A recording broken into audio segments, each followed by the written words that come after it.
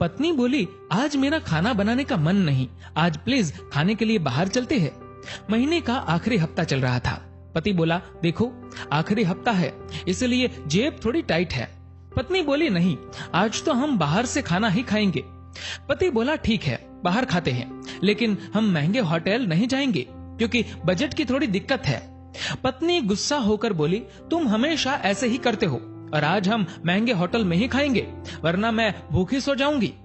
पति का नाम राजेश और पत्नी का नाम पिंकी था। राजेश ने सोचा कि अब समझाने से कोई फायदा नहीं, इसलिए चुपचाप हाँ कह दिया। पिंकी के चेहरे पर हल्की सी मुस्कुराहट आ गई। राजेश बोला, ठीक है मैं ऑफिस से निकलते ही कॉल करूंगा, तुम लगभग 8 बजे तक तैयार रहना। राजेश ऑफिस तो पहुंचा, लेकिन आज थोड़ा टेंशन में था। काम तो पूरा निपटा चुका था, लेकिन उसके माथे पर चिंता की लकीरें साफ दिख रही थी। ऑफिस के सारे दोस्त पूछते पूछते थक गए कि राजेश क्या हुआ बताओ, लेकिन वो कुछ बता नहीं पा रहा था। अंदर ही अंदर राजेश दुखी था, इसलिए कि एक तरफ पैसे इतने हैं नहीं कि महंगे होटल में पत्नी को खाना खिला सके, और दूसरी तरफ पत्नी की खुशी। उसे ऐसा लग रहा था कि क्या पत्नी की छोटी सी ख्वाहिश भी वो पूरी नहीं कर सकता। देखते ही देखते वक्त निकल गया और ऑफिस का काम खत्म हुआ। राजेश ऑफिस से निकला, पूरे रास्ते में इसी टेंशन में था कि क्या किया जाए। घर पहुंचा और पिंकी को कॉल किया। पिंकी 2 मिनट में ही नीचे आ गई। राजेश की बाइक पर दोनों निकले, बातें करते करते आगे चले जा रहे थे। एक ट्रैफिक सिग्नल पर दोनों के बीच मीठी बहस शुरू हो गई।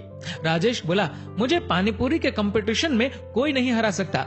एक बार मेरी बहन के साथ मेरा कंपटीशन हुआ था, तब मैंने एक साथ 30 गोलगप्पे खाए थे, और हाँ आज भी मेरा वैसा का वैसा रुतबा है। पिंकी बोली, 30 बस, इतनी तो मैं आराम से खा सकती हूँ। पति बोला, तुमने बच्चों वाली खाई होगी, ये तो बड़ों की बात हो रही है। पत्नी बोली, चलो फिर आज हो ही जाए कंपटीशन। पति बोला, जाने दो, होटल चलते हैं, क्योंकि मैं तुम्हें हारते हुए नहीं देख सकता। पत्नी बोली कि हार आपको सामने दिख रही है खुद, इसलिए आज कंपटीशन नहीं कर रहे हो। राजेश बोला, अच्छा तो तुम खुद को हारते हुए देखना चाहती हो। पिंकी बोली, नहीं जी, मैं आपको हारते हुए देखना चाहती हूँ। पति बोला, चलो फिर हो जाए कंपटीशन। कुछ ही देर में पानीपुरी वाला दिख गया। ठेले वाला बोला, साहब एकदम फ्रेश है, देखिए 2 प्लेट लगा दूं। राजेश ने सफाई चेक की और कहा, छोटे आज प्लेट नहीं तो बस शुरू कर, आज कंपटीशन है और मेरी पत्नी को मैं हराने वाला हूँ। छोटू बहुत खुश हो गया कि आज तो अच्छी बिक्री हो जाएगी।